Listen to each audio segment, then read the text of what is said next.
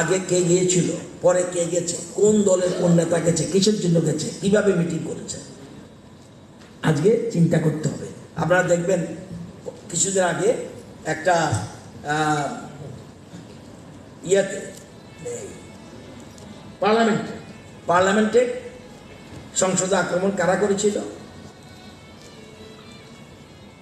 এবং সূর্যকান্ত মিশ্র উনি বলছে, গর্ব করে বলছে, বিক্ষুব্ধ দেশের যৌবন লড়ছে বামপন্থীরা, সূর্যকান্তের মতে সংসদের স্মোক ক্যান নিয়ে তাণ্ডব চালানো বামপন্থীদের লড়াই। ভাবতে পারা যায়? ভাবতে পারা যায়? আরে নীতিগত লড়াই করো। আপনারা একটা সংগঠন করেন, সেজন্য বললাম। বিরাট চক্রান্ত। BJP is not political party, it is a mission. কোন নেতা বলছে ভারত মাতা কোন হ্যাঁ, বলতে পারে? আমি সেই নেতার নাম বলতে চাই না। যিনি প্রধানমন্ত্রীর দাবিদার চিন্তা করেন, সেই নেতা বলছে ভারত মাতা কোন হ্যাঁ। আমরা মাদারল্যান্ড বলি, কেউ কেউ ফাদারল্যান্ড বলে, আমরা বলি মাদারল্যান্ড। আজকে সেগুলি ভাবতে হবে। এই চক্রান্ত সঠিকভাবে চিন্তা, আপনারা আরো বেশি সচেতন থাকতে হবে, সংগঠন করেন। আমি অ্যাজ এ গভর্নমেন্ট আমি বলছি না, সংগঠন করেন। যেহেতু সংগঠন করেন, ভাবতে হবে এই জায়গা থেকে আমাদের রাজ্যকে আরো এগিয়ে নিয়ে যাওয়ার জন্য।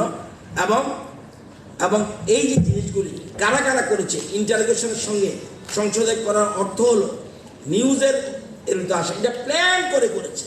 অর্থাৎ যখন দেখছে Madhya Pradesh out, Chhattisgarh out, Rajasthan out, মনে করলো আরে বাবা শব্দ মানুষ কেবল এই তিনটে রাজ্য নিয়ে করতেছে, তাইলে তো এই দৃষ্টিভঙ্গিতে মানুষের ঘোরানো দরকার।